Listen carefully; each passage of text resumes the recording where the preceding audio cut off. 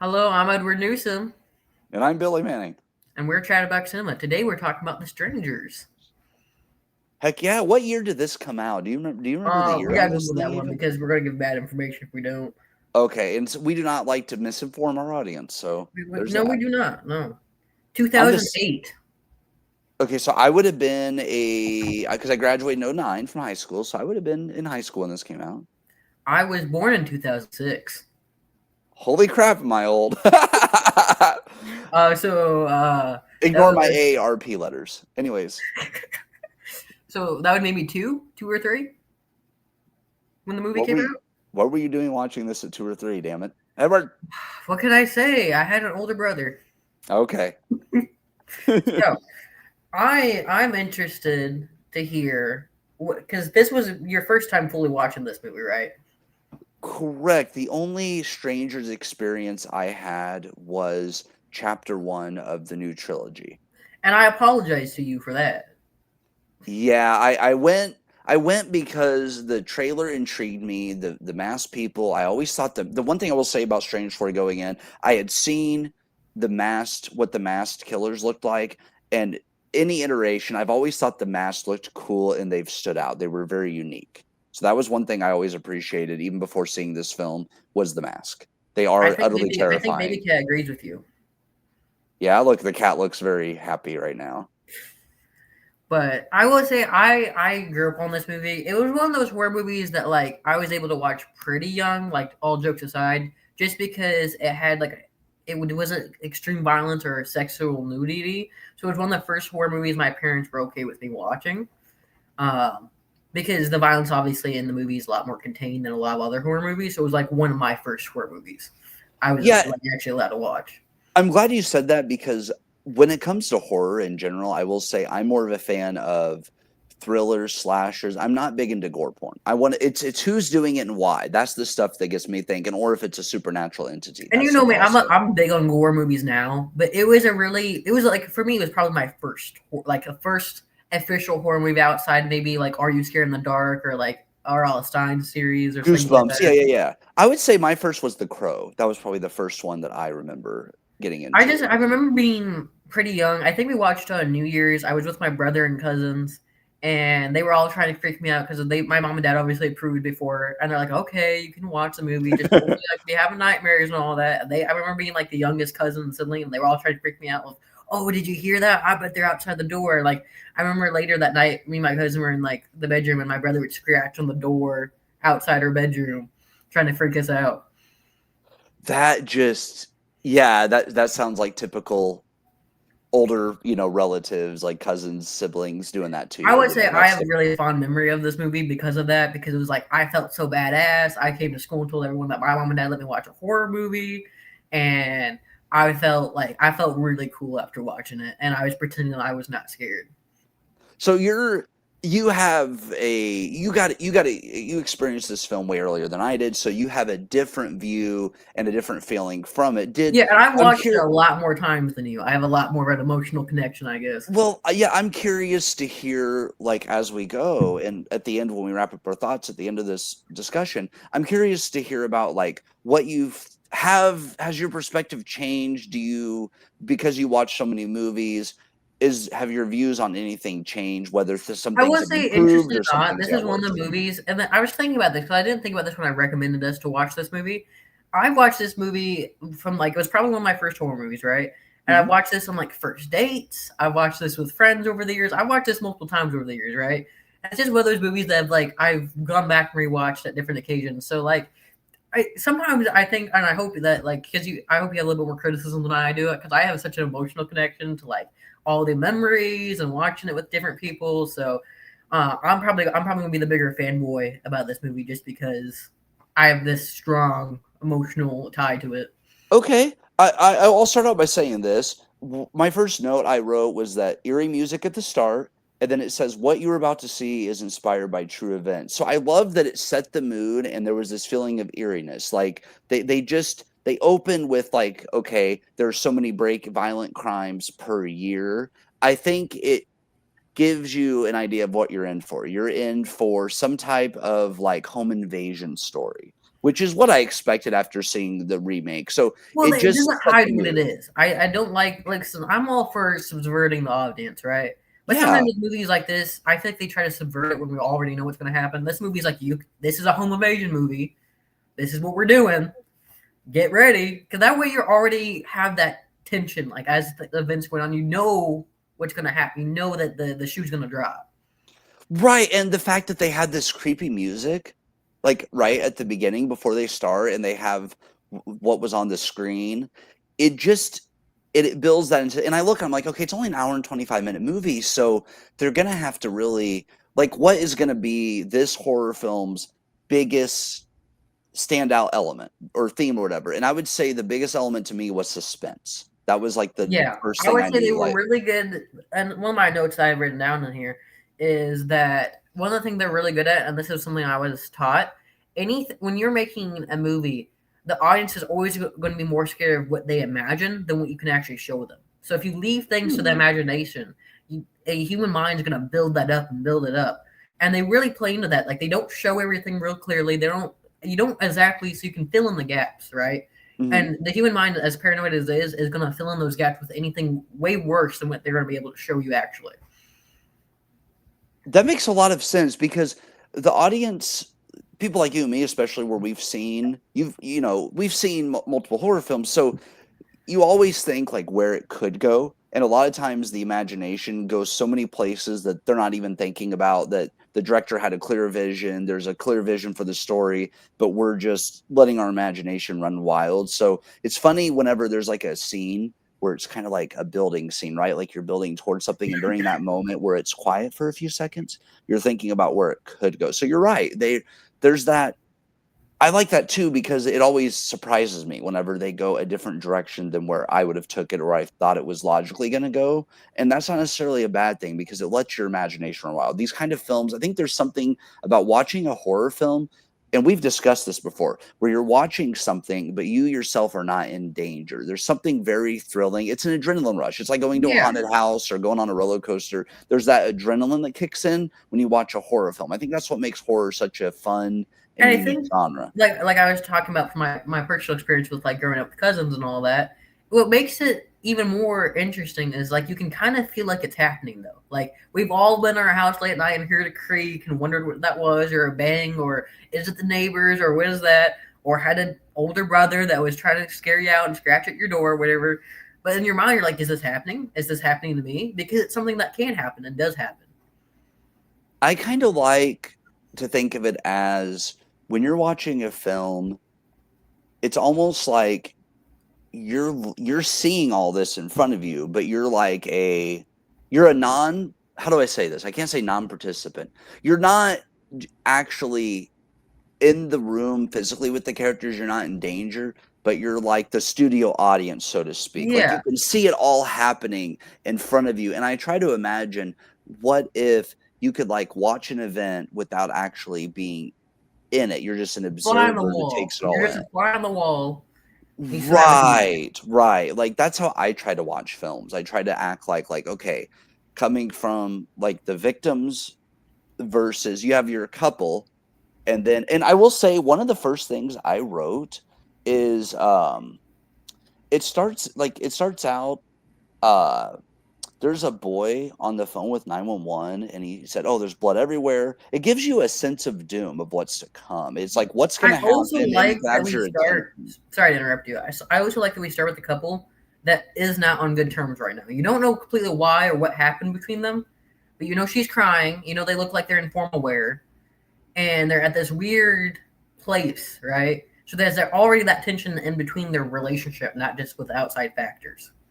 Yeah, what I was actually gonna say was you have the boy on 911, and he says there's blood everywhere. It gives you that sense of doom. It grabs your attention, and then it shows the couple. So like before the couple, like you have the boy there with like calling 911, panicking, but you don't know. You know, I like when they show you a little bit of what's gonna happen at the end, but you don't know how we get there. And then I wrote down before the word is spoken by the couple, the woman is crying. Was there been argument? Is there tension in the relationship? Like what's going on? So we have the same idea there. And Yeah, it's like, did they have a fight? Did they? And then it reveals what actually happened. And and it's it goes really into that interesting. whole idea of show don't tell, right? And I don't think they ever really explicitly say exactly the inner workings of their like whatever. They show you what happened. They show you through their interactions and flat. You don't need to be told like you're a child. Like they don't talk down to their audience. A lot of the things are shown, not told, and you got to fill in the gaps yourself. And that helps me too because like with creating stuff, like I've worked on there's some stories I've been wanting to write, but I have a thing where I almost do like this exposition dump, and it's like, okay, don't do it. Show, don't tell. And I have to remind myself that even with storytelling, when you're talking to Yeah. someone and you're telling a story, kind of explain it as if that you could pull them into the room with you. Try to like when you're telling a story of a personal story, and I will get into if we remember, there's actually a couple of stories I have well, like what you said earlier about this being relatable, like, oh, what was that noise? I have a couple of kind of brief stories that tie into this that actually, when I think about it now, it actually adds to this movie a little bit because it is relatable in the sense that, okay, I'll just share one right here. My friend and I went to this cabin that we had rented Oh, always for, horrible yeah, things start there. right. Like, no one's ever died at a cabin in the woods, right? So we're in a cabin and well, there's two different cabins involved. One was there was a random noise at 2 in the morning. We had just got done watching a movie in the basement of this cabin. We hear a creepy female voice coming from inside the cabin at 2 in the morning. I said, he had the knife. I was leading because he was kind of scared. So I was the one Yeah. leading. So we check. We realized that if someone were to come in from the door, there's just a balcony with a 40-foot drop. There's no way up from the ground to that side of the house. So it couldn't have been that. We check everywhere. We went upstairs. We went downstairs. We were all over that place. You know what it was? What? We forgot about it. What happened was we were checking the doors before the night to make sure they were locked. When you open a door, there was a creepy female voice that would say, "Back door open." It would tell you Oh, what I door fucking was I've been opening. in those kind of houses. I hate those things. Oh my god, dude. The other one, this one was even more eerie. We were in Minnesota. And actually we were nerding out because the name of the town was Cromwell. We're big Halloween town fans. Like, oh, we're in the town of the witches, a small town. We get back to our cabin for the evening. It wasn't quite dark yet. We get into the cabin as we're sitting in the car and we're getting out. A car pulls up. Now this is gated. You have to be able to get in, so they couldn't just. But they sit there in their car and just stare at us for about 5 whole minutes, and just sit there in their car and watch us get into the cabin. No. And they sit there and stare at us. So the door's locked. I'm like, hey, you got your knife on you? He's like, yeah. So we're sitting there watching until they drive on, but we thought they were trying to stake us out. And I have another like knocking story, but I'll get into that later when it pulls up. Do you have any stories like noises like that you've heard or? Yeah, I do. Uh, Obviously, I grew up around the lake area, you Hmm. know, and I always had nightmares as a kid, right? And it was always kind of creepy because you heard things at night, right? And I swear to God, I heard a woman screaming over and over to the point where I'm like, no, I'm definitely hearing that. I eventually get my mom, and she's like, oh my God, I hear someone screaming, right? So we get our lights, we're trying to look out in the fucking neighborhood, right? We're flipping out at this point because we're now my dad's up, and the whole household's up, and we're like, there's a woman screaming. There's a woman out here screaming. And eventually we realized, did you know foxes sound like women screaming at night? Have you ever No, heard, have you ever heard no. like the song "What Does the Fox Say"? Yes, I have. I Yeah, thought it it's would say ring a ding ding ding ding ding ding ding. but if you actually look at the video, what foxes sound like, they sound like screaming women. I did not know that. And it's these foxes, and we're out there, right? We didn't know this, right? And we see movement. We're flipping out at this point. We're like, okay, and Oh, and then we're like, is it? And then it kind of comes up to the deck, right? Whatever it is, and all of a sudden, I guess my dad spooked it, and something darts off, right? And we're like, holy shit! No, it's just like it was like a big dog. And we're like, oh, wait, and then we look it up, and then my mom put this video, I think the next day, and she's like, no, that's a fucking fox. so it was a fox. That's what the fox sounds like. Do you think the fox was searching for the hound, or what? Like, what do you think was going I'm on not sure what the fucking fox was doing. All I know is I was like, there? can you go away? It's three. It's like 3 in the morning. Baby. That's hilarious. It's just, I think this movie is relatable in that sense because we've all had that experience where the thing that go bumps in the night, the random knock, whether it's someone pulling a prank or whether it's legitimate. The last story I will tell you is this. I had so my apartment, there's like a common area where before you walk in, the light was out. And I had just had surgery, so I couldn't really move well. Well, grandma stayed with me. She leaves. 2 or 3 in the morning, I hear a knock on my door. My neighbor always says, "Hey, it's me." Well, knock on the door. Nobody identifies themselves. You can't look out the door and see anybody because the light's out. It's pitch black and it's too high, and we don't have a ladder, so we have to wait for our landlord to come in and put a new bulb in. So, anyways, knock happens 3 in the morning. I get up, I look at my phone, no missed calls, no missed texts. The person knocking does not say who they are. So I ignore it. I just sit there, wait for it to end. They leave. Well, knock happens again at 6 in the morning. It's bright out. I grab a baseball bat, can't see anybody out there. By the time I woke up and got going, I look out, nobody's there. I open the door and I just stood kind of back and I had the baseball bat and I'm just looking around. Nobody went back in, locked the door. But I thought they were checking to see if anybody was home to try to like break in. But then I was told, hey, we have crackheads sometimes like get Just messed up occasional in the tweaker. neighborhood. You know, you 'Cause got I had a friend, someone tried to get in the car with them because they were messed up and they didn't want the police to see them and ask for a ride. So stuff like that happens yeah, sometimes around here. occasional tweakers. They're kind of harmless most of the time. Yeah, I don't answer doors though at 3 in the morning whenever someone doesn't identify Who themselves. answers doors in general? Okay, when I'm especially allowed at my own place, I hear the door knock to the floor. Pretend you're not home. Pretend you don't Well, exist. if it's like sometimes I have friends that'll pop. I have friends locally that'll just pop in, but they'll knock and I'll look out the door and it's them. I don't know it's them. Or I have some friends. I have one friend that rings the doorbell about 255 times in a minute, so I know exactly it's him because See, he's the that's only just one that does. because it's because you're old. See, what we do is we call. Okay, we go, hey, I'm outside your door. Open. Yeah, Why do not you need to knock? mine. Knocking's too hard. Knocking's too much effort. Okay, so yeah, that's the interesting thing about this too is we come from two different like generations. So I'm a millennial, See, I you got know. friends that are too like socially awkward. Like they'll even text like, "Hey, buddy, I'm here." I'm like, "I told you to be here. Like we planned this weeks ahead. I know you're here. You can just come in." He's like, "Are you sure? I'm ready." Like, come in now.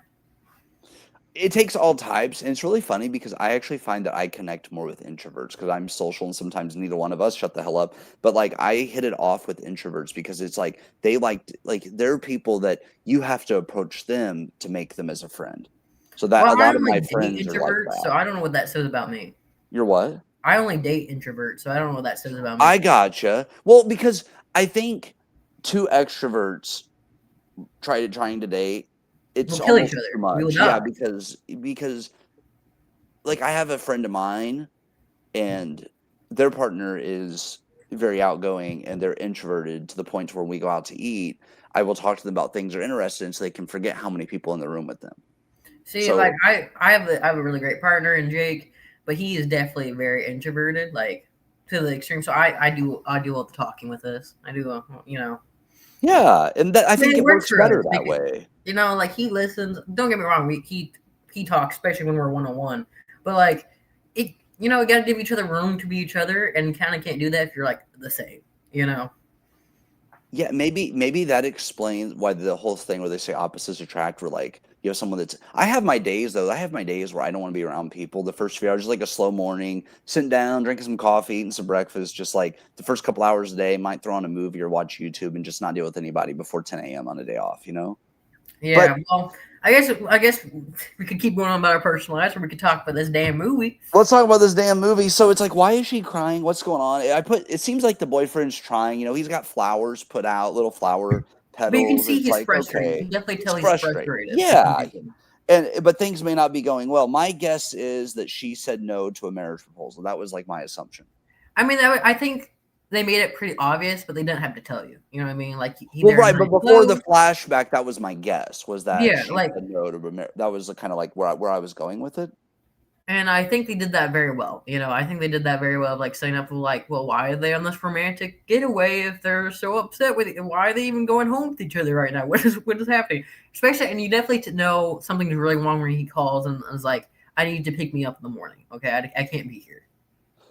Right, and so you sort of wonder, like it seems like they want to make it work, but they're like in two different places. Like she says she's not ready. He is. He thought she was ready for that kind of commitment, and maybe she's still processing some things. So you wonder where they're at in the relationship and what's going on. So I like that they don't tell you all of that. You're left to sort of guess it. Like, oh, what where do I think they are based on their interactions and based on everything is. So it's like I still think they love each other, but I just think that maybe they're on he's here, she's here. They're just not quite matching at the same level. They're not meeting at that same level.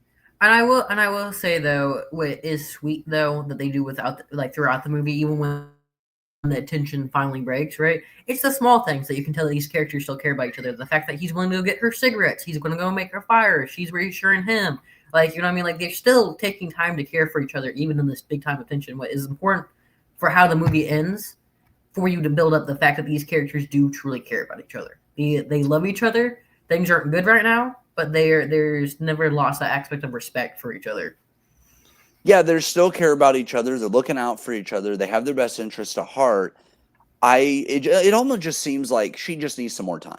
She needs And more also, I time to think it's mature. really realistic, especially when you see because they look like younger adults, right? That Yeah. they're in maybe they're in two different places, but the love is real, the relationship is real, and it's a very realistic tale. Of like I think a lot of times, especially with modern movies now, of like they try to dramatize of like, oh, this one person does this, I have to hate you now. We hate each other. We're gonna but love is a lot more complicated, a lot more gray, than the black and white. Right, and I like that they don't go for like the easy rom-com fix where everything's going to work out in the end. Like, but you get the sense they are going to try to work things out. That's kind of where like my thoughts were going. Like they're going to try to work it out, But it's not gonna be but a quick fix. Like they're not instantly gonna be like they have a back and forth. Even when tension's going on, they have a back and forth a little bit of I love you and I care about you, but I don't agree with what you're doing and different aspects. Um, yes, yes.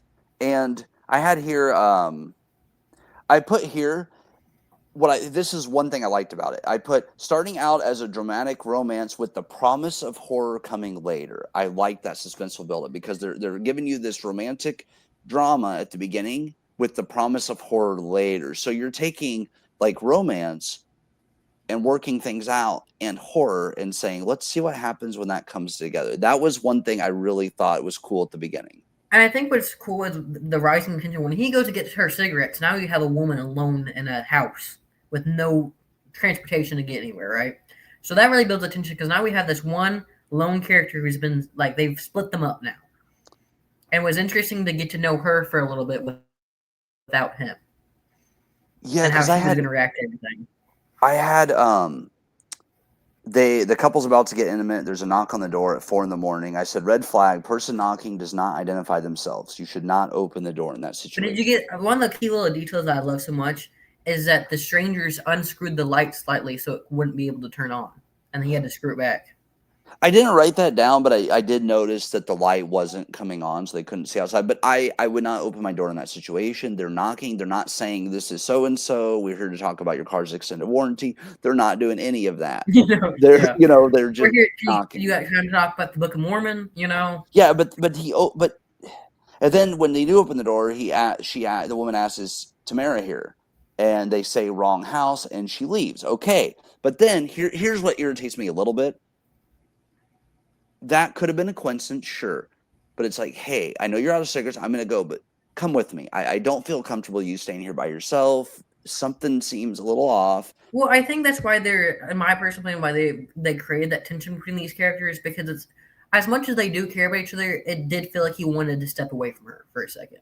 He needed a minute away from the situation that they were having. Okay, Because he was that pretty desperate to leave because she kept saying, "You don't have to go get them. You don't have to go get them." He's like, "No, I just want to go for a drive." To quote him exactly. yeah. So he just needed time to like clear his head or sort of process things a little bit. Yeah, and I think talk about some. I know we talked a little bit previously before we started recording about their judgments, but I think it's also interesting to consider that they're already coming from a high tension situation. They've already been highly emotional. It's been a long night. It looked like they were drinking. It's been a long day for these characters already. Like they've Yeah. already had a lot of emotions going on already. So they're not. Neither one of them are clear of head. They're both trying to. we don't know how long they've been together. It seems like they've been together for a long time. We don't, like they're both guessing, is this relationship going to work? What is my life going to look like tomorrow morning? What I would be think was going through these two characters' head before even everything happened. Right, because you know, he leaves a voicemail to his friend like saying, "Come get me." So it's like he needs some space. He needs like a little bit of time away from her to think about things because she still loves him, obviously, but they're still figuring out what is our next step. Like you said, what's tomorrow going to look like? And I put this. He goes to get his cigarettes, like you said. She's alone drinking. Knock at the door. I put here, no questions asked. I would call the police. The second time the knocking happens, and then she asks again, "Is Tamara home?" Police are called now. That's it. And then also find a weapon in the meantime. Prepare yourself, get ready to defend yourself, call 911, get a weapon. And I That guess that's is where we like differ because I'm someone. Maybe I don't trust myself. I'd be like, maybe I just heard that. Maybe it's me. Maybe I'm the problem. Maybe I'm being dramatic. hell no. When she asks, "Is Tamara home?" That's the second time they've asked for the same person. We've already told this lady, no, the wrong house, and she's coming back. To me, it says something's up. I need to call 911 and then I need to grab something, or to quote Master Chief, I need a weapon. And you got to get ready. Like shit's about to go down. And then the smoke detector goes off and What is there's a, another cool detail because like with the unscrewing the light and the smoke detector and all these little things, right? This was uh-huh. very pre-planned, right? They were. I think my theory is they were already have been in the house. They already were there before the people Ooh. got there. They set a lot of this stuff up to already happen. So they're playing with their food is Yeah, well, essentially kind I of think what that's I kind of wrote goofy. down, that they're Because playing like with think their about how food. many moments these strangers could have killed these two, but they didn't. They drew it out to the very end. Like the whole movie, they're kind of slowly stalking them. Like they're not. There's nothing fast about what they're doing. They're doing it for fun. Right. Then I put another knock at the door, third time, and I put police, damn it. And I put James could have also called the damn police. And then there's a masked figure inside the house because she's looking around and she's like looking this Yeah. way, and the masked guy is kind of looking at her, and he's the creepiest one. Because he has like the probably the creepiest mask. Like I just find his mask more I don't unsettling like. I because think because I don't like dolls. I don't like the doll face one. The that's doll fair. face one, I'd never like. That's The fair. doll face I one think it's gets to me. because of how tall and how big that one is compared to the others. I think it's because he would be the one you I would guess want for to me, take the out reason why I don't first. like Dollface because she interacts the most with our main lead, Kristen Kristen, yeah, yeah. interacts the most with Kristen, and she's very like she doesn't need to be big or strong. She kind of outsmarts Kristen all the way through the movie, like and just fucks with her the entire time. Yeah, absolutely. Like I, She's the biggest like I'm making this a game, whereas he's more of the most imposing, like big he's burly the guy. muscle. He's the bad guy. You know what I mean? To Because the me, two girls kind of do most of it. right, but to me, if you take down the big one first, then it kind of makes the other two crap themselves and run off. Um, See, and then I I don't think. put I think you go ahead. Go ahead. I mean, I guess what I think though is like there's something creepy about me because I don't. They don't. The muscle doesn't really do too much really. Like he's there and he obviously does the final like knockout of Kristen or Right. whatever. But like those, I think the girls could have done it completely by themselves because it's what scares me about the strangers is their wit and intuition. Right? They've Mhm. clearly done this before. They clearly know what they're doing. They're ready for anything bad to happen, and they're just unfazed. Because like at any point they could have killed them and they just chose not to. Right, and what you said about them already being in the house before, I agree with because I put how and when did he get in the house? Like, how did that happen? And and then finally, you know, the girlfriend does grab a knife when she hears a door close because she's not sure who it is. And then the smoke detector goes from the floor to a chair. And I'm like, big nope right there. She opens a curtain and the new masked figure is right outside. The big guy, he is standing right there. And the door opens, but to her credit, she does close and lock the door, and so that was smart. That was actually the smart move. She closes and locks the door. She has a knife. So in that case, I did say that she made a smart move there. Compared to what we Yeah. saw And if we ever get to the remake, oh Maybe where my they just god, lay dude. there and say, please kill me, I want to die. Yeah, like I even said that you get to a point where you have to root for the villains to win because of how stupid the survivors are. These people aren't stupid. They're at least trying in some They're aspects. doing their Like, best, man. They're doing their best into the but situation they have. the fact that they didn't call the police when she's on the phone with the boyfriend and she's knocked again, the police should have been called by the boyfriend right there. There's no But like, excuse for that. also, we also gotta suspend our belief. Like, when does horror movie villains ever think to call the cops? When do they ever call the cops? We don't need cops. Well, usually the police show up after the big stuff's happened, like especially in Scream and stuff. But I put, the record stops, and I put she's not in a good hiding spot, and then the boyfriend does finally come home, and he's back with her. So at least they're there. And at that point, when he comes in the room, she barricades the door, and then I put James goes to investigate on his home. WTF? Why would you go investigate? And he opens the door to another room in the dark. Why? I will defend him a bit. He hasn't been home for any of the major stuff. Only thing he has been visually able to see was the knocking on the door, right? Then he left. And he is already frustrated with her. We can see Right, right, that right. he's kind of like, okay, it's been a big night. Maybe you're just paranoid because that one woman came to our door. I'll go like to me it came off of like, like when you're scared or if you're, if you've been a partner or you've been a parent of, oh, I'll go check. Nothing's there. I'll go look for you, you know. Right, right. But the fact that the knock happened like 3 times is just like a big red flag to me. Like at this point though, they haven't done anything egregious to where it's like so bad. Just not calling the police is the big one I had. And then I put the cell phones in the fireplace, and the couple looks out the window, and the masked woman is watching them. And then I put get weapons, just get something. And then he goes, "Oh, do you want me to go talk to her?" I'm like, "Where's your logic? You want me to go talk to this masked Well, crazy I woman also that's not?" think we also got to realize this is what early 2000s. I think not to like he's the man. It's just a girl, and I think that's why they have the girls shown first. And like if you notice, they don't really show the man to James throughout the movie. He only really sees the girls until the end because Right. like he already thinks that he probably overpower these young looking girls that are staying out. Like you know what I mean? Like he's this kind of big macho dude or whatever. And he's kind of presented as a pretty masculine dude, right? Like there's even a line there where he admits to lying about hunting, like basically to seem better. Yes. Yes. So he's probably one of those dudes that are like, it's just a girl. I'll go talk to her. She's probably a cracky. She's probably a druggie or whatever. Yeah, and then I put masked woman gone. He decides to go get the phone from his car. He sees the car's broken into, the windows are destroyed, but he still gets into the car. Why? What the hell? Like, why are you He was getting into getting this his car with phone. Like damaged windows? he was supposed to get his phone, right? He went to get his phone, but he sees the windows are broken, and then he actually decides to climb into the car. There could be someone in the damn back seat. What are you doing? I mean, I wouldn't have closed myself in the car, but I do get looking for the phone because at this point, this is the only phone they have access to at this point. When the dumbass should have called 911 on his way back in the first place. Like that just I know it's a movie, so we have to say, yeah, it wasn't in the script. Okay, like at some point you do have to I will let say, go like, of while we're on that. the topic, I did enjoy the acting throughout.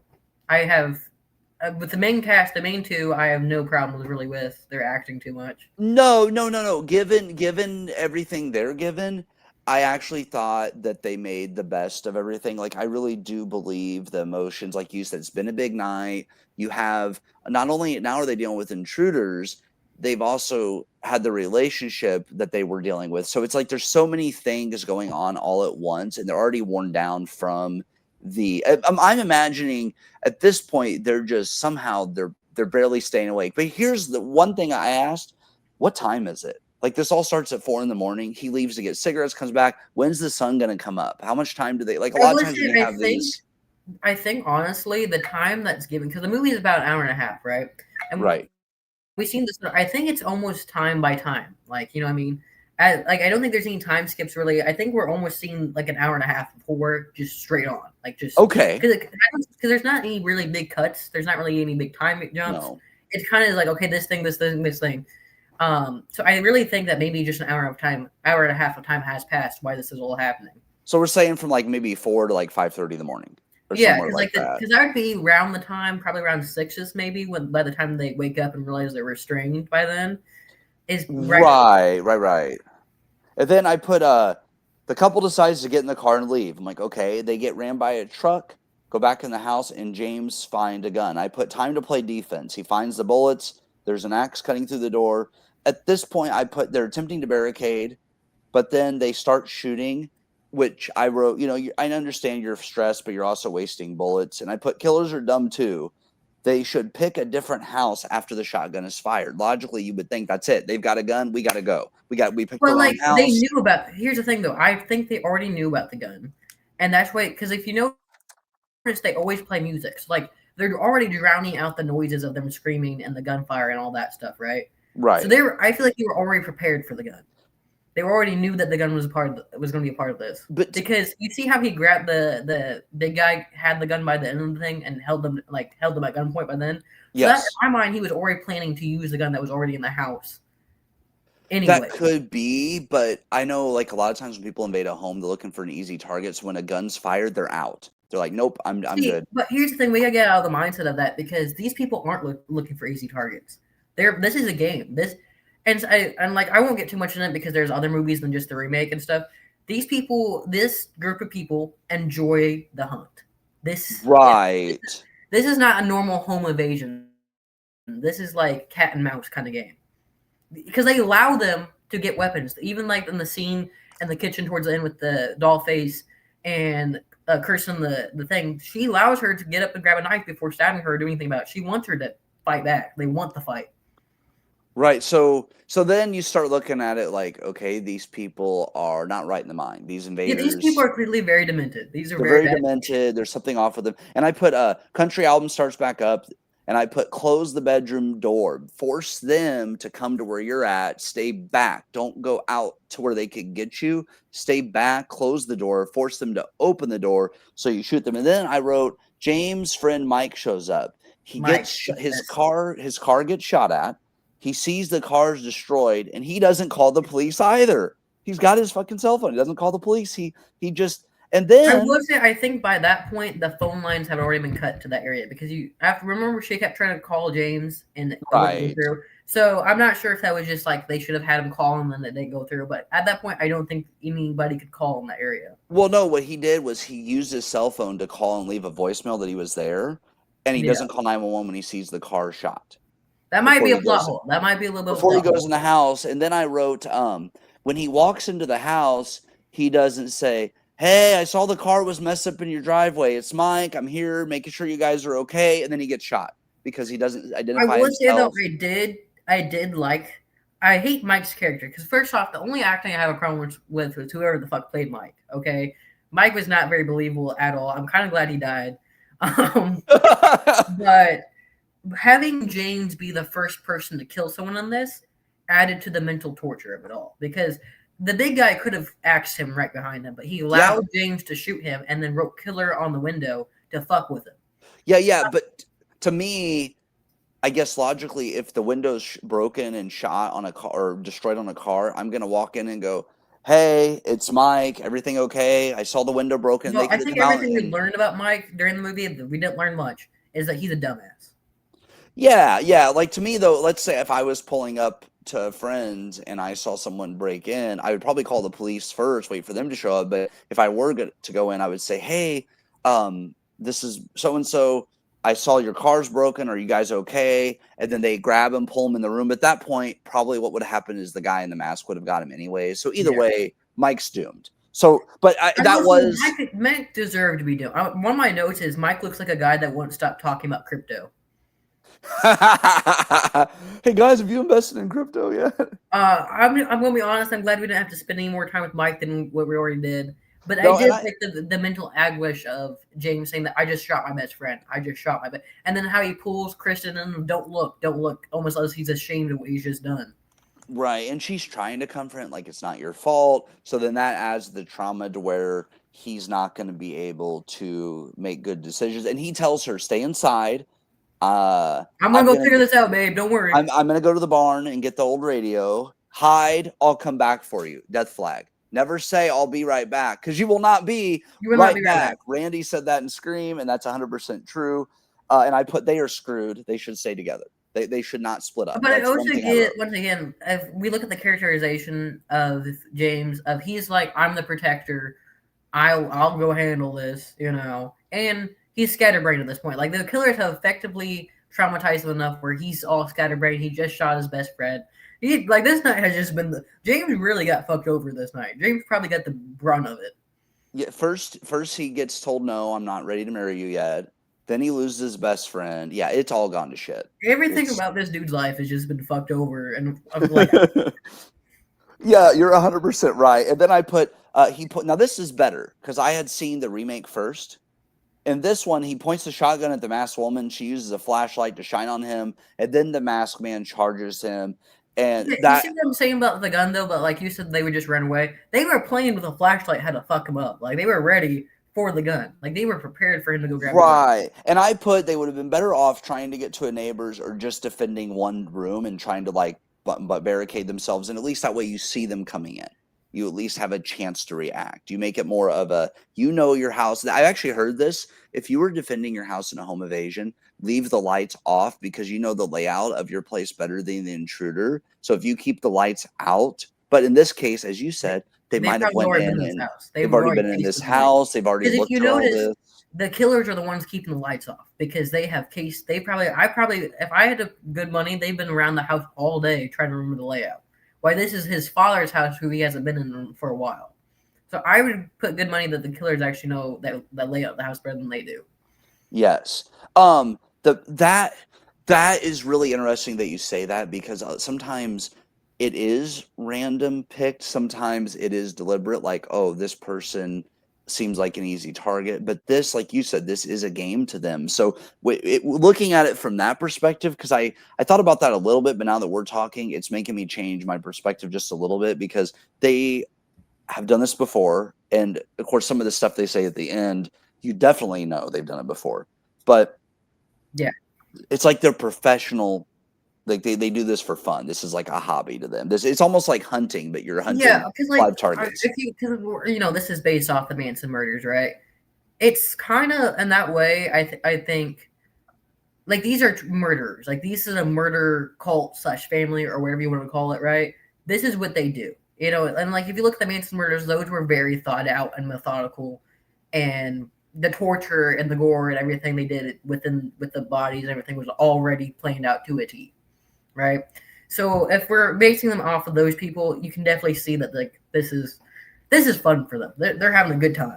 Right, because they said it was laced on that one, and then there was another murder where there were 4 people in the living room that were killed, and the kids were unharmed in another room, and they had suspects, but they never actually found out who the killer was. I actually when I was reading about that last night, I had read that case before. Like I had seen Yeah. that unsolved case before. So that does add a sense of believability. Like sometimes you don't have to have a motive. Sometimes you just And play I a did like game. a little bit about the director, about him drawing from his own personal life. He grew up in a kind of, I think he said, a rough neighborhood where a lot of home invasions were happening, and it was very common for them to knock on the door and ask for someone that didn't live in the house to try to case the joint, and that actually happened to him growing up as a boy. And they put that in the movie of like, that's why she does that. So that really adds to that definitely comes into play because that whole is Tamara here, and you think when they say no, and she goes, "Are you sure?"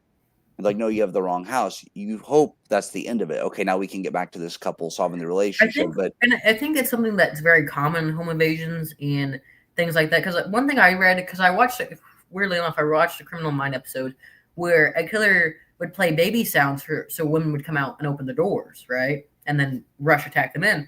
And that's actually something that killers have done in the past. Like they'll play, or serial rapists and things like that would play baby noises so the women open the door.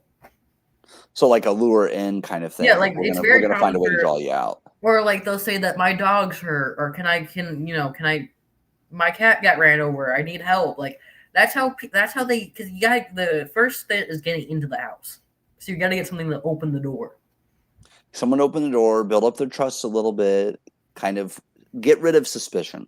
Find And a if way you to put get rid of yourself in that. a position where they're not going to be on high alert, like let's say it's a baby noise, you think maybe someone's abandoned baby, or if you come to a house and you say my dog's been hurt, my cat's been hurt, all of a sudden you are put in a vulnerable position. So like the walls come down. Right. I've also heard about people that will sit in a car on the side of the road with their hazards on and they're waiting for someone to help so they can shoot them. stuff like Like, that. Where like there's yeah, all and Ted Bundy, he would show up like when he would abduct women, he would wear a cast or he would have crutches or like anything to put yourself and it would. And I think they do this in this movie pretty well, where like they make the girl go up, the youngest girl go up, and say like an almost a little girl voice of hey like, and then like you can hear James say, "Should we help her? Should I check on her? Is she okay?" right, like he's like, should I go talk to her? Because like now that you said that, he doesn't see her really as a threat. But No. the fact that she's doing the mask thing, that's a little Well, she didn't have suspicious. the mask on That's when she right opened at the the door. beginning. They can't Right. see her face because she unscrewed the light. Right. So yeah, I could see where you're saying like it's just like he's playing the protector role and he just wants to like go help her and like see if everything's good. Yeah, So he's in yeah. her in his head. He's probably thinking maybe she's a teen druggie or what is happening here? Like, does she need my help? Is she lost? Like, what do I need to do? Right. And they succeed in like getting rid of suspicion for a little bit. And I think as a man, when you see a woman who you think might be, your first reaction is, "How do I help her?" Because you Right. don't think women to be as maybe as untrue as it is as home invaders or killers. That's not what you jump to. Because if you have present the woman first, your first instinct is not to think, "Okay, she's going to rob me," because we naturally, and this is scientifically proven, the human brain's naturally more trusting of women than they are men. Yeah, because if you would have sent that big guy first, Then there would you're have going been to a be like, lot. "Holy shit!" Yeah, Holy there's a shit. lot more red flags that come up, so I can understand why they did things the way they did it. I I did would put, say I got a note here that I would like to point out. yeah, This is probably one of my only critiques that I really found. I feel like the movie started to drag a bit after James shot Mike, and the chase outside the house started to feel really redundant. I could see that. The one thing that helps it is that it's not a 2-hour film; it's an hour and Yeah, 25 minutes. but like So I it, feel like if your movie's an hour and a half and there's any part about the drags, that's a glaring problem. I could agree with that because 90 minutes is like in and out. You know what you're doing. You know what your movie is. You're telling the story you need to tell, and you're done. That to me, that's what the 90-minute Yeah, because formula. after they got to the house, they played that cat and mouse with her for so long. It's okay, like come on now, like I'm like, can we get on with it? And I think it, you lose that isolation feel of like being claustrophobic because now they're outside and it's like, okay, you fell down again. Okay, you're limping away. right. Okay, And then I put, she gets the Kristen runs to the barn and she like trips and hurts herself. So she's crawling to go get the radio, and the radio is destroyed by the masked woman. So she goes back in the house. The piano starts playing. The masked man gets in. She hides in the closet, and there's this scene where she's in the closet, and the man looks away, looks right at the closet, and then goes and sits down, gets up, and goes away. And you think, okay, she's in the clear, and then boom, there it is, the yeah. other masked lady. And I love that. That was one of the best scenes because, Yeah, they build that up. They let you sit with it. They let you and you think she's gonna get do. away with it. She wasn't heard. Okay, cool, because she made a lot of noise when she first got in the closet, and that's what drove him to come over. So you almost wonder if he did know. Oh, I think he definitely did. I And think he because he sat absolutely did. down, he gets up and leaves, and he gives her a false sense of security. Because when he had to see her when he looked at her, he had to see her. Right, and she makes a lot of noise when she gets in. So I put the masked woman finds her. They're playing with their victims. James is in the kitchen. The three masked intruders have him. The door opens when she's in the bedroom. She moves closer to the door. Why? Stay back. Make him come to you so you have at least a slight chance to fight back. At this point, he's a lot bigger than her, but at least if I she think that stays panic back, again. I kind of saw it as like a tracked animal, which is like, okay, the door's open, go, go, go. You know what see, I mean? you had the window behind you. See, but like you're not thinking that though, and she's already hurt. I think in my mind, I'd be like, okay, there's the exit. I just have to go. I have to. And James screaming at her, run, run, run, run. Yes, but at the same time, I still like the idea of making them come to you because if nothing else, even if you know Well, you're you going to like the die, idea, right? You like the idea, you but could at what do least you? do some But if you're in this damage situation, yeah, on if the you're in way this, out. sorry, I don't mean to talk over you. No, no, what I'm If saying you're, is you could do damage on the way out. So if you wait and he comes to you, did she still have the knife at this point? I I think she think did. so, You maybe. could have at least stabbed him, and I you think she could have. was trying to go for that, but you also got to think like you're not thinking logically. Like we can sit here and be like, "Well, I would have gone the window." We don't know really because we have never been in a high intense situation. you don't. She's not thinking straight. All she knows is James is hurt. He's probably gonna die. I'm hurt. Like she's like it's already kind of game over for them. Like how are you getting out of this? She can barely fucking walk. James has been subdued. But The my gun's thought out. is, my thoughts is if he's yelling, that means he's not the one that opened the door. Somebody else did. I'm Yeah. not running out there. I'm making them come to me. No matter how panicked I am, he's toast. Make them come to me. See, I think in my mind because I'm kind of that fight or flight. Mine's like absolutely. I'm just like I gotta get out. I gotta get out of here because I panic a little bit more easily. My mom laughs at me because she says I'm a freezer. I might be someone that would just stand still like this and not move, and then I get my ass whooped because I'm just like I could see that because based on what you're saying. But no, that and then I put that she gets knocked down by the masked man. The sun's coming up. The three masked figures are in front of the couple. They have taken their mask off, no, not yet. They hadn't taken their mask off, but they ask, "Why are you doing this to us? Because you were home." Like that is the most that's so unsettling creepy and part. ear. I did love that line. Yeah, that's the most unsettling And it part because highlights you the were home. random act of violence. Though they planned this out, they were probably just randomly chosen. Like they probably just went, well, here's a challenge for us. Let's go do this tonight. Like who. Right, right. Like I always feel like people like this almost like chose it, like took a dartboard and went, boom. I guess this is the house. We got to figure out how to kill these people. Yeah, the masks come off. The boyfriend stabbed But I first. love that because when they take the mask off that they're gonna die. Yeah, the masks come So good. off. This is over. They're not letting him live. They stab the boyfriend first, then the girlfriend. Then we And I see like that they didn't show each stabbing. You just hear the screams. Lets you you hear know. you see the knife initially go in, and that's it. It like cuts away. It lets you And then imagine. this rest of the stabbing because I know they stabbed them multiple times is just them screaming in pain and agony as you pan out of the cabin or whatever. Yeah, and then you have the two boys riding the bikes. Well, I liked the trio of intruders. They drive up to the boys. Instead of going, the blonde killer asks for a packet on Christian living, and the boy says, "Do you sin?" And she Sometimes. says, "Sometimes." And then she makes a comment about how it's going to be easier the next time. Like Yeah, they're the I like victims. Like that a they're lot. the killers are the victims. Like they're the ones that are being wronged. Well, I also wonder because it leaves your mind wondering because this is like a cult, right? How like was she brought up in this? Was she grown up in this? Like, is this what she really wants to do? Like, what is it? Because like, if you look, I still have some sympathy, whether it's right or wrong, for the Manson girls to this day, and what happened and how they were persuaded and drugs were used and a lot of sex and things were used above them. How willing of a participant was the youngest girl? You know what I mean? Yeah, because let's say hypothetically, we're saying that the other two were a couple, and that's And like we didn't someone even they know that. brought This in. might the dude might have been head cult leader or maybe the woman. We Right, don't right, know right. But the let's just kind of make our own fun yeah. guesses. Let's say they've just brought her in. She's like a friend, a cousin, a relative, something. They brought her New in. new new part of the cult. You never know. Was she willing? Because it almost seems like she's the most bold, and she's like almost the leader. Like that's how it feels to me because she's the one that's the most provocative and like Well, no, because like I will say, sometimes it's hard to tell because it's filmed darkly, right? But right. most of the actual combative parts was the older woman and the doll face. I forget, but I think the youngest girl they mostly use her as a ploy to get them to come out. You see her, so like the more of the most of the violence though was between the older male and the older woman. Yeah.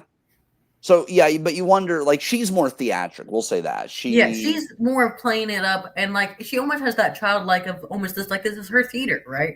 Until we get to the actual murder part where she's less participant. So you wonder if she's new to it or she's more of a fan of like luring them, but she doesn't actually want to commit any of the kills herself. Yeah, it's an interesting dynamic because it is. That's one thing I do like is because it's based off the Manson murders, we can kind of see the real life versions. Um, and you can see the interviews with the Manson women today, and they have lots of regrets. They didn't want to do it. They're like they were brainwashed. You know what I mean? Like you can have a certain level of empathy for them, and you know that this girl is probably no older than the 18, 19, 20, based on her physical attributes. Yeah. I still I can understand having mental health issues and being brought or being manipulated, yes, to an extent, but not to the point to where you're gonna kill. I don't have much empathy Well, I whenever mean, you take it I that once far. again, I will say I watched a really interesting documentary. They interviewed the Manson girls, and the drugs were involved, and all these things. They were very young, very picked up. And they all thought they were in love with Charles Manson. Um, and it's different if you're a runaway. It's different if you grew up with no parents. It's different if you didn't have a lot of luxuries in Sure, life. because he And probably was the I do feel a level of sympathy even for the one that killed a pregnant woman. There's a level of where it's like how much can we? They're basically still children, and they were manipulated, drugs, and obviously we don't know all the details in the movie, but it does make you wonder about that. yeah. It makes you wonder like who's calling the shots, and I like that they don't give you the answer to that. Like you're just There's no left to defined leader guess. between all of them. No, you're left to guess like what their lives like, and I like that. I think that's what I liked about this the most was that a lot of this is left to your imagination, right? They're not going to give you all the answers. I think that's kind of the point. Like sometimes it can be, it's just a game to them. And I did put the boy finds the victims. James is dead. Kristen grabs the boy's hand and screams, and that Yeah. was just like an amazing ending because she's alive for now. We don't know if she survives, if they get her to the She's hospital in clearly one time, thing I wrote is she's clearly dying, but we don't know if she's going to be dead. You or if know. they have enough time to save her But because the another thing, just to rewind a bit, I do love the ending of how James and Kirsten's stories, Kristen or whatever her name is, stories, and where they put their heads together. I love you. I'm here for you. They're even though they are dying, there's a weird hope in it of like, okay, we're dying together. You are the love of my life. right, like maybe in that moment she realizes I would have married this man, Yeah, because or there are a thousand different things, and no matter whether she said earlier that night they're gonna live and die as a couple. Like that's what the ending is alluding to, right? And they're right. with each other through the end. Well, I think the Literally, death hope do you part without the actual marriage. I think the hope that they give you though is there's a chance that she survived. Yeah, I also just think there's something poetic though about dying in someone you love's arms, even though it's a very like not a positive ending, right? You got to look at like, okay, at the end of the day, these people still loved each other, through all the conflict, through all the things that what happened that night, through the killing of Mike and the proposal no and the different bickering and Yeah. these people love each other and care about each other, and they're gonna hold each other to the end. Yeah, I did like the way they because not every story can have a happy ending, right? Because he dies. It's We bittersweet. know for sure James is dead. She might Yeah, have survived. We don't know, but I am thankful because I know there are sequels. But is the girl in the sequel? Have you seen the second one? I've seen them. It's been a while. Is it a different girl? Yeah, I believe so, and Good. I don't believe she lived because obviously they were never caught or identified, and if she lived, they would have she been able to identify them. Well, not if they aren't from that area and they just happen to, you know. Well, there'd be sketches of them, and I don't remember any police sketches in the later Oh, season or anything okay, like that. okay. Gotcha. So we're assuming she probably died, or if she did Don't quote survive, me on that, audience, because it's been a if she while. did survive, maybe she moved way the hell away from there, went to another country or something. Whatever she did, I don't remember right now, so don't quote me. But I don't remember any of in the next movies of sketches or any like identifying things about the strangers. So I don't believe she did survive. Okay. What I put what this movie succeeds the most at, it makes you want to make sure that you lock your doors before bed. Yeah, Like that was like the biggest thing. Like when I'm watching this, I'm like, okay, I'm gonna make sure my doors are locked before I go to bed tonight. Like that's just it's something that another thing I've thought about too, and I don't know how many people do this, is like putting stuff in front of your door. So if someone were to break in your door, something you would hear has it. to fall and it would wake you up and at least give you a chance. I would say something I really like about the film. I really do like the original film for its simple. It's very simple in a lot of ways, but not in a negative way. It focused on the story it's trying to tell and doesn't try to put a bunch of different things and a bunch of different relationships and characters. It is very focused in. You know what I mean? Yeah, like they knew what the director knew what they knew what they were going for, and they went in and did it. Like they didn't get sidetracked. Like you said, it does drag for a few minutes, but not so long to where it makes you Yeah, want and I to think pick up what's the the problem with pace, the but not. newer remake is there's too many characters, too many relationships, there's too many like having just a couple really lets you focus on and just be like with this couple. This is the couple we're with. I But I think with will. the pop horror movies, they want to put an ensemble cast. The thing I will say, and I'll just say this one thing because I don't feel like, unless we decide for the hell of it just to watch it at some point, the one thing they did better in the original, the biggest thing they did better in the original than the remake, I will just tell you guys this. In the first one here, he points the gun when he's laying down at the grass at the masked woman. She shines the flashlight, he gets hit. In the actual film of the remake, he points a gun at the girl's head at point blank range, has an entire minute of screen time. He has her.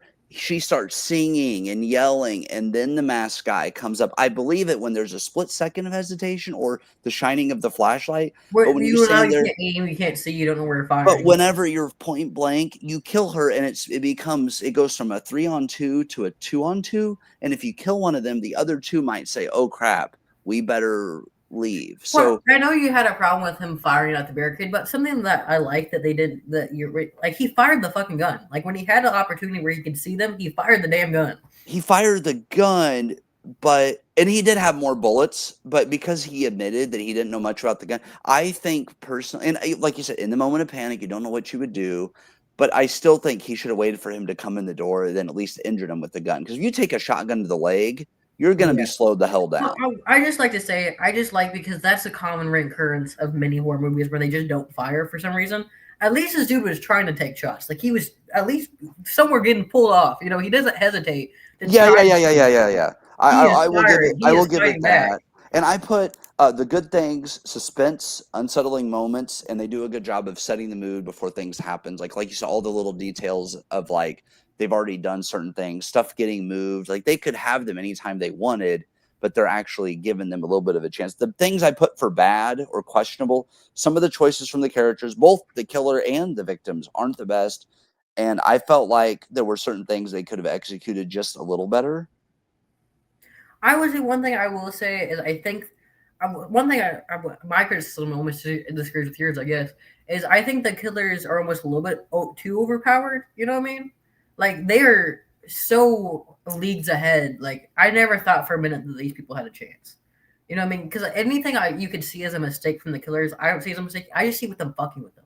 Everything they did was just to fuck with them and drag it on over and over and over. And like these people are just too good. Like they are there. I don't. And maybe it's because I've already seen the film. I'm just like, there's no. These people have no chance. These people have no chance against these people.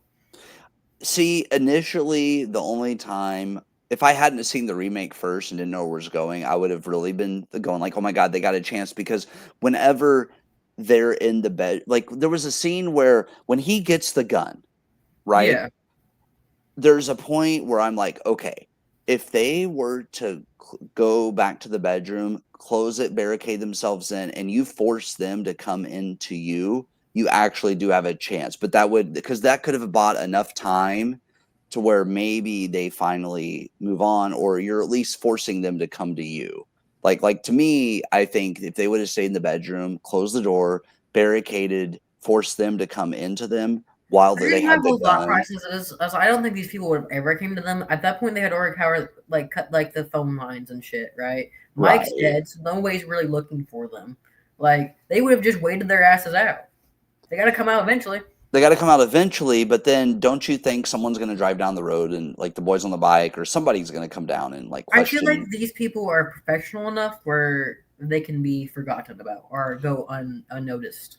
And it could be because we don't see a lot of the neighborhood. You almost wonder if maybe where their house is, if the lot it's a low traffic area, so nobody would Yeah. have found them for, like if those boys wouldn't have come along on the And bike, also, they would've are been a bit. charismatic enough to talk to those boys and not be put suspicion on them. They stopped. They were literally driving away from the house and was like, you know, I mean, like these people, these are professionals. These are Right, your right. everyday killers. Um I I put here initially, and I after having this conversation, my thoughts have changed a little bit because I like to be open to like talking to somebody else and sort of hearing their perspective, and then kind of like taking the information I'm given and being able to reevaluate a few things. I did put it. This was my initial before I talked to you. So to the movie's credit, it is unsettling and has suspenseful moments. Killer with no apparent motives is just downright terrifying. There's a good story that could happen from this concept. The poor choices of the characters takes away from this being like an ultimate like perfect film. Like there are some questionable No, this is choices. by no means a perfect film. I will say that this is by no means a perfect film. So let's hear. But I agree with the fact that it deserves to be a cult classic for what it is. I, I will say I can understand why there is an audience for this. And I also would say, like I was talking about earlier, it's a lot more accessible for people of different ages and of different tolerance level of things of gore or sex or whatever. You could pretty much watch this. Anyone could watch this probably above the age of 12, and it not be too bad. You know what I'm saying? And I think for people that are writing horror or wanting to do horror films, you can take certain elements from this. Like you see a lot of killers with mask, but the way they do it is so unsettling. Like you said, when they take the mask off, you know they're dead at that point. Like why And would they take also, off their each mask? I think the mask gives each of the killers their own individual personality. It adds to who they are. Because like the more doll faced one's a lot more playful. Like the more of like the bag over the face is a lot more brute force. Like you know what I'm saying? Like their masks Like the big represent guy, I imagine, is more of the quiet one. He's just kind yeah. of there, and like you said, the muscle. Whereas the playful one, she's And more then of you the have like the theatric. mom esque one, the older woman that has more of the serious like what feminine mask. Right, and she's probably It done plays this a into lot who they more. are. Right, and so it reveals things without giving you a 20-minute backstory of the killers. It makes it more creepy because of the fact You don't know who they that are. You just know kind of generalized characterizations of them.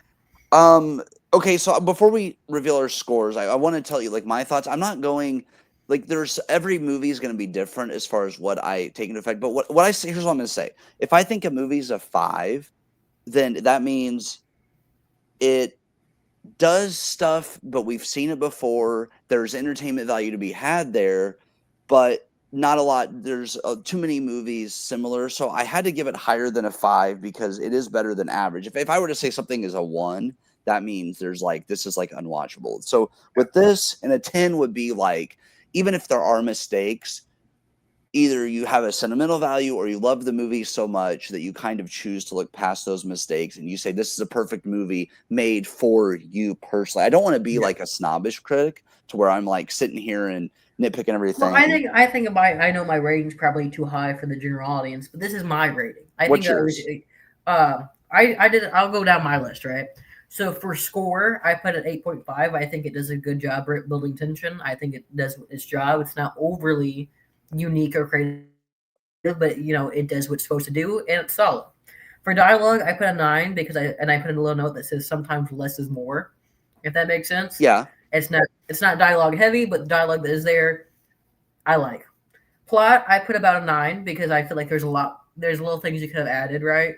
But the plot, it knew what it was doing. It's straightforward. I got to the point. And it moves pretty well. It's I mean, like the climax and everything, it makes sense, right? Characters, Right. characters, I put about a 7. Like the characters, they were pretty good. They were kind of thought out, but there's a lot more to like. It's still kind of your basic white man woman Yeah, yeah. duo. The killers, I feel like were characterized pretty well in how they were vague, but I think there was still plenty you could build off of. Plot, I put a 7.5. In wait, hold on, did I put it twice? Yeah, I rechanged it. Okay, so I went Okay, back and okay, changed okay, it, okay. and I put a little note why. I said I redacted it down to 7.5, just because it doesn't. The plot is not like a big plot, right? Yeah. I had it as 9, but then I sat down and I probably thought about it like the next day, like there's not actually that big of a plot. Right, right. There's not actually. So, and then I finally put my final score for overall story as an 8.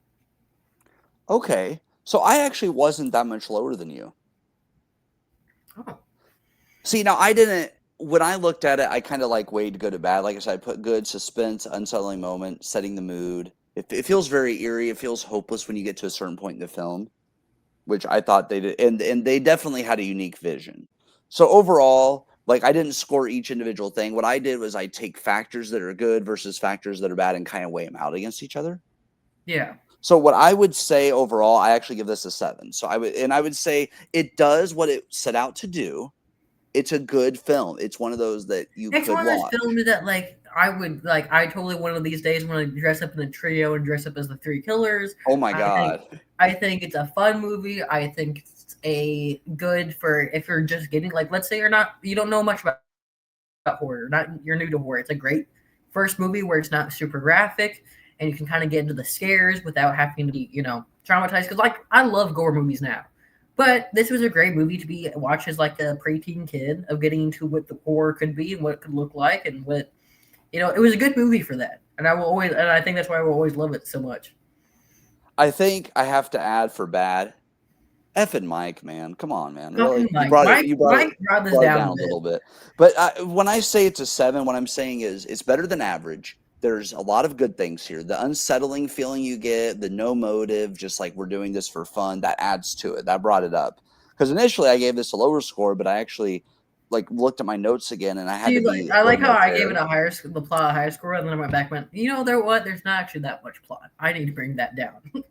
Right, because initially I gave this a 6. What brought it up to a 7 was me and you discussing like the little details and then how unsettling not having them like just thinking about it a little bit more brought it up another point for me because I would say a 7 to me means this is a good film. This is a very Yeah. solid film. There are things that I maybe would have done a little bit different, but nothing major that should have been changed. Like to me, it's still as is, as presented. Now, if this would have been a 2-hour film, it might not be as high. They knew And what I they will were also doing. say though, not every film needs to be like an Oscar winner. This film was not striving to No. be a game-changing worldview, like change your whole perspective on life. This was like I'm going to be a psychological horror, and we're just going to hit that over the head with a nail. Like we're just going to boom. Yeah, I went into this like, what if this happened? And the idea of that these killers are literally playing this as a game just adds to the eeriness. And here's the thing, while there are a lot of slashers out there, I do think it's unique. I do think it stands out from the pack because they did something different. I like the Another small cast. I really like the small cast. That was a strong choice. Yes, what I like and I will tell you another reason I like this film, and I didn't think about this before. I'm a big fan of the isolation films. So I'll give you an example. Abigail, Very you're good. you're you're nowhere with, the brothers that Yeah. they did Scream 5 and 6. They did um Abigail, and I think there was another movie that I haven't seen yet that they did. But I like these films where you put these characters in isolation because then it becomes more of a character study in some regards. Yeah, and I think in a world full of ensemble casts and Marvel movies and it's sometimes nice just to focus on a few characters. Like we talked about in our last pod episode of I really like The Whale just because it's you focus on a small group of people, what their lives look like, how they interact with each other, and you kind of get that in a horror movie way with this movie. Yeah, because if you were to actually step back and we were to look at a study of the couple and a Yeah. study of the killers, it's really interesting the differences. Because this couple, like you said, they're going through a lot of emotions already. They're already affected. So what if this film would have taken place when everything was okay? Would things have turned out differently? So it makes you wonder. But at the end of the day, that's not what they were setting out to do. They were setting out like, what if a home invasion happened and these people really didn't have any motive that you can see. Like there isn't Well, any I also clear feel like motive. the relationship between the couple was very intentional because that's what we start with. We start with our couple, and we start with their interpersonal conflicts, and their relationship goes through a full arc through this tragic event, right? Yeah. I And like that's yeah. impactful to me. Right. And you wonder though, if this doesn't happen, do they end the relationship? Do they work things out? Because the trauma almost makes them have to bond in a different way. Well, also it kind of makes you. It's like the thing that's like, can love stand the test of time? Because like it was when it happens, you go, are they going to break apart on this tension, or are they going to come together? Like that's you know what I mean? Like is the tension? Are they going to start fighting? What is going to happen between these two? What I liked about what you said earlier, even though he's disappointed with everything, he is still defending her. He is still playing And he's protector. still putting himself in harm in replace of her. Right. And she is still comforting him, caring for him. I think the minute I think honestly, if we want to visualize, I think the couple will worked out then. If there's just a night didn't happen, right? I think they would have been okay. And I think the moment I knew that is when he goes to bandage up her hand with his tie, she hurts his hand. You know what I mean? Like that was his We first forgot thing. that detail. We forgot that detail. We were discussing the Yeah, film. That was such. He really is doing everything he can to protect her in any way. Like he looks and at her hand you and can he's see trying to her help her. anguish when he's hurt. Like you know what I mean? Like she puts, you know, like you want to say like she tells her to stay. She does not, because she's like, fuck that. I need to be with my man. I'm gonna go out there and do my best to protect him as well. Maybe it's not the most logical decision, but it's one driven by their love. Right. And I just think that it's so interesting when if you were to break this movie into parts, couple at the beginning, the promise of horror later, Yeah. like they're working their stuff out, the invasion, and then all of that coming together to tell this story. I do like that. That was something you don't see a lot of. You don't see a lot of that where a couple. I mean, how many? I can't think of too many movies where a couple is having a rough patch and then a home invasion happens. Like this is a unique concept. So I will say that the director did have a very unique concept coming into this, or the writers they definitely knew what they were going for. And they So I brought did in like real world that. topics. They made it believable. They made the killers believable. They make how they got in the house believable. Like, And I will say I this mean, deserves. No, go ahead. Sorry. it deserves its applause. You know, it deserves I its, was gonna you s- know, a good pat on the back. I was gonna say it deserves its cult classic status, but this movie did not need a remake. It was done right the first time. Yeah, or like I think the following I think is done by the same director.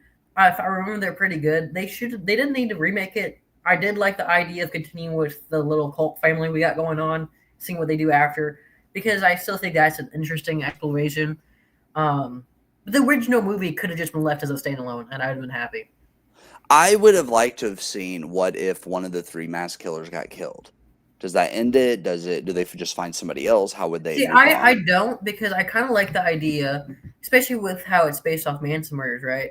This over like I want the idea of like them almost building this cult up, right? And like they're almost as like the fear of this, they're gonna get better every time. You can, to the point where it's almost Okay. hard to hurt them. Right. Until they come across the Terminator. No, kidding. Uh, but Until they you know till they get across their match. so like either they cross their match or they get to a point where something happens and there's tension within the group and They they come across Sydney from the Scream series, and they yeah, all there feel you go. invested. There you go. Because a lot of times when you have a powerful group that gets unstoppable, they end up ending themselves, you know, in a way. There's like a Yeah. mistake, a slip up or something. Or I would Um, have even liked to see as time went on, like cults have conflicts, right? To watch them kind of infight. yeah. Like what happens whenever somebody does something they're not supposed to do? What happens when there's a slip up? How does everybody else react? Like there's so much you can do, but let's just look at this for what it is. This isn't one I will rewatch like every Halloween season. Like not like that. I won't put Yeah. it because I have my favorites, but this is one I'm willing to revisit from time to time just because there is And entertainment I tell you value what, it's here. a great movie to watch on a date night. It's a great movie to like have your friends over and you're gonna play like some cards and you want to play in the background, you know, be a little bit spooky. It's great for that. Yeah, and I would say, see, I have a hard time with that. Like, I will if I want a movie on when I'm going to bed, it has to be something I've already seen or I get too invested. But like Yeah. putting a movie on, the only time I've been able to do that and put it on the background is if like I've hosted a New Year's party and there's like card games going on, different Yeah. activities, and I walk around and talk to everybody, then I can do it. But once I play a movie, a lot of times I want to actually sit down and watch it because I just have a hard time with having a movie on and not watching it. You know what I mean? Like having it just as background noise. Well, I like doing it as like almost as a social crutch sometimes, because like sometimes it's just like you can just all start focusing on the movies and then the silence can happen, you know. Right, but I wonder if my thoughts will change on this, and if after a rewatch, like a couple, like a year or two down the road, like will I up the score a little bit? I don't think it'll ever go lower. I think it could only go higher if I were to look at it from maybe a different lens. But appreciate what they went for, and like you said, because the couple was so believable. Because Scott Speedman, I believe, was the boyfriend. He's an underworld. He plays a love interest Yeah. of Kate Beckinsale's character, and he's great in that. And it almost makes me wonder what happened to him because I haven't seen him in much lately. And he was somebody I did enjoy on screen because he did have a certain screen presence, even if that is just like the good boyfriend kind of character. I really liked And that real about quick him. before we wrap things up, because we're kind of coming towards the end, let's go ahead and Google this cast so we can give our credits where credits due. Yeah, because Uh, let me the if you would have had a worse cast, this scores like a 4 or 5. I would say if they would not have had as good of cast as what they did, I think this movie's not as good as what it is. so You had for to have the real, right Scott cast. Speedman, who plays the Yes. lead male, he's I recognize him from Grey's Anatomy. Is what I recognize him from. Okay. Um, and I recognize him from You, and he was currently in that as recent as 2025. So maybe he's been on TV series as well. You haven't seen him around as much. That could be, and I haven't watched that one. But no, it looks like he's been up to some good things recently. You know, You got Liv Tyler, who plays Kristen. yes. Let's see what she's done. Let's She's see. been in Armageddon, That's a good one. Still Lord in of the music. Rings, The Fellowship of the Ring, The Incredible Hulk, apparently. Lord of the Rings, Return of the King. Did she play the who does she play in Lord of the Rings? I have no I want idea. to say she plays like the main elf, female elf, or one of them. Oh, she plays Oh, Arwen. she plays the I think one of the main girls in Can't Hardly Wait. So I would have seen her in Lord of the Rings. That would have been probably the biggest project I saw her in. She's Yeah, also been in. Let's see what TV she's been. TV Captain show America: Brave New World. 911. That's a pretty popular one. Uh huh. But no, they good for them. Looks like they're still all acting. Who the He fuck plays Mike? So Mike is Glenn Howerton. I hope he's not been in anything I like because that acting was something. Yeah, but he had very little screen time. He's in Okay, It's but Always still, that Sunny in acting was Philadelphia. He's that was in bad. Dennis Reynolds and It's Always Sunny in But he was Philadelphia. also in Max's Velma. So how much credit can we give him? Like He was in Crank. He was in Coffee Town, whatever the hell that he's in The is. Fugitive. He's in a lot of stuff I haven't seen.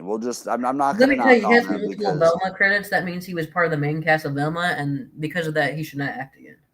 that's 80s show. Oh God. Well, I will say I won't rip on anybody that gets into acting because we both know how competitive that can be. I He was in will. he was in Family Guy.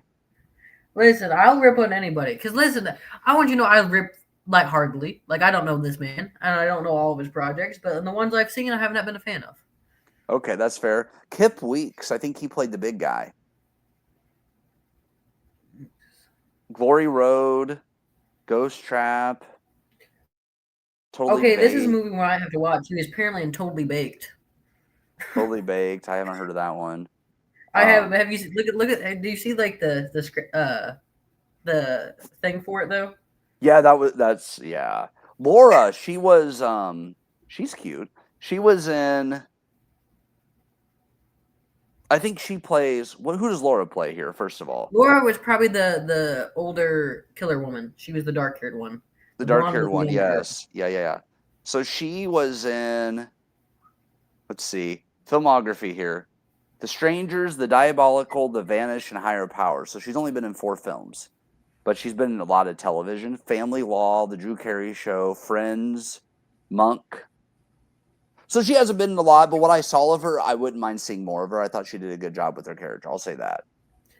I did like And her. then the girl that with the Is blonde, actually looks like her main career is an Australian model, who according to her the overview. blonde hair woman or the The dark hair? blonde Yeah, hair, yeah, yeah. Gemma Louise Ward. and she was in the Pirates of the Caribbean. Okay, so she has some big projects under her belt. And it looks like she's mainly a model. So whoever She Tamara, do you remember the character Tamara in Pirates of the Caribbean? First Mermaid, it says. I can't say I do. Great Gatsby, she was in. The Caged Pillows. Her last film was in 2016. It was a short film. So she hasn't been in a lot either. But But she's I, a model. But her main job is modeling. yeah. So I will say What's she did. interesting that she got cast in this film as a model, but in a movie that doesn't show her face. Right. But the playfulness of her character, I have to give her Yeah, credit for she's I do think though. I think that shows that she's is like her has her own acting chops because she obviously didn't get cast for her good looks, even though she's a very stunning woman. right. So I will say that like the killers, Yeah. the way just their movements and the choices made were excellent. Oh Like yeah. you have to give them that, if nothing. Like the killers, the way they do their movements, very unsettling. Just the little details, like you said, throwing the phone in the fireplace, moving the smoke detector, little things that they do. I really think made this better. I really think that if you would have had worse villains with people, actors with worse choices, it wouldn't have been as effective as what it was. Oh, for sure, for sure. But I mean, is there anything else we should add? Not really. I think this is one of those that's just sort of like it I mean, does at what it this wanted to point, do. our podcast about this movie has about ran as long as the movie actually is. So Yeah, so yeah, I think we call it here, and I glad thanks for tuning into episode 2 here. yeah, This was thank you our for first. watching. Let us know if you have any recommendations. This was a really fun one to do. I Yeah, enjoyed myself. I did too. Leave your comments. What do you like about The Strangers if you've seen it after hearing this? If you haven't seen it after hearing a review, are you intrigued by it? Like that kind of stuff. Get the conversation going. We want to hear I from know you we guys. spoiled a lot of it. I will say, even if you know the ending, it's still worth the watch. It's not always what does they say? It's not always the ending, it's the journey, how they get there, the steps that are Yeah, taken to go the from point meat A and to point potatoes B. is the in between. You know. Yeah. So still check it out. Let us know what you thought. Is this one that you watch a lot? Is this one that you haven't seen, like me, where you just happened to say, "Hey, let's check this one out." And I'm glad we did. I'm glad we started with the film that fits the season, but it also isn't like Avatar or Titanic, like one that's already wide acclaimed, right? Like a Yeah, it's a known multi-billion dollar movie. It's a movie. known franchise, but it's not like crazy. You know. Right. It's not the ones that are making $2 billion at the box office or a You billion know, it's dollars. not James Gunn. You know.